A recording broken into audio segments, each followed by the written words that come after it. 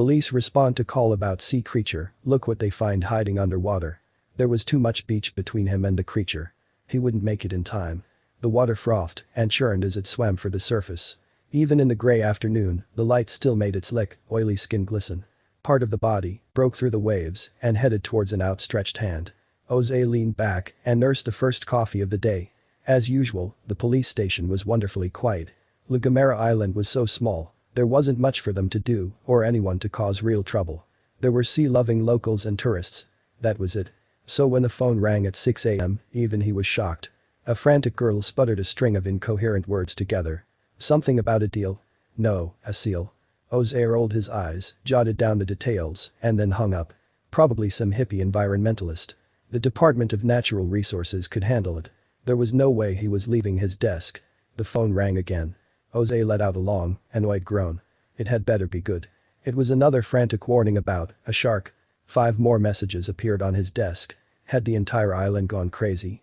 He couldn't remember the last time they had wildlife problems. However, before he could notify the DNR, the emergency line exploded. Call after call came in, and it was about the same thing. Something massive was swimming along the pier, terrifying anyone who laid eyes on it. Was this actually happening? Their little island never had problems. The next call, however, made his heart stop. A boy was trying to play with it. Jose grabbed his keys. He ran as fast as his desk body would allow him and jumped into his old cruiser. It was probably some tourist kid being stupid. The problem was, being stupid along the water and with animals could end in a very bad way. He pressed down on the gas and turned on the siren. By the time he reached the shore, a large crowd had already gathered, phones out and recording. With firm authority, Jose pushed through.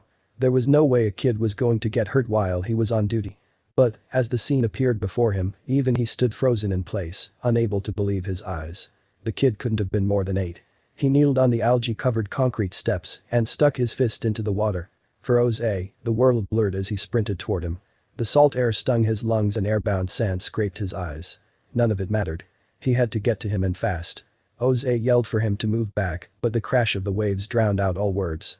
The boy took another step into the churning water. This time, the outline of the creature became clear. Water bubbled and popped. The surface swelled. Was the kid trying to stick his hand inside? Jose slid down the rough steps, grabbed the boy, and pulled him back. The kid looked up with a very indignant expression. Hey. You ruined it. That was my last sandwich. Jose looked at the smashed bread in the kid's fist.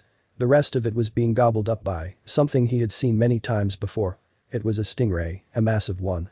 It had to be 4 meters, easy. But there were 2 big questions ringing in Jose's head. First, how had one so big come to their small island?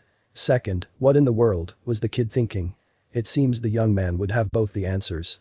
As Jose sat on the steps, ignoring the cold of the ocean soaking through his uniform, he listened as the boy talked about his hobby. He had fallen in love with sea creatures and learned everything he could about them, including how to feed them. He plopped the last morsel of bread in Jose's hand. Your turn. By then, even Jose had to admit that he was curious and wanted to get closer. The scene turned all the more surreal when the enormous stingray seemed to know exactly what was about to happen. It reared up and patiently kept its mouth open, like a water puppy waiting for a treat.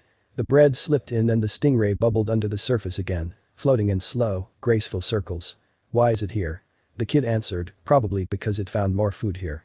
With that, Jose leaned back, let out the breath he had been holding, and bellowed with laughter. He thought he had seen it all. There was one final thing to do. After updating the station, he went to the police social media site for their area. He snapped a picture and added, people of La Gomera. Yes, we know about the sea creature. It's a big stingray. Please stop overloading the emergency line. It's fine. Leave it alone. And please don't feed it.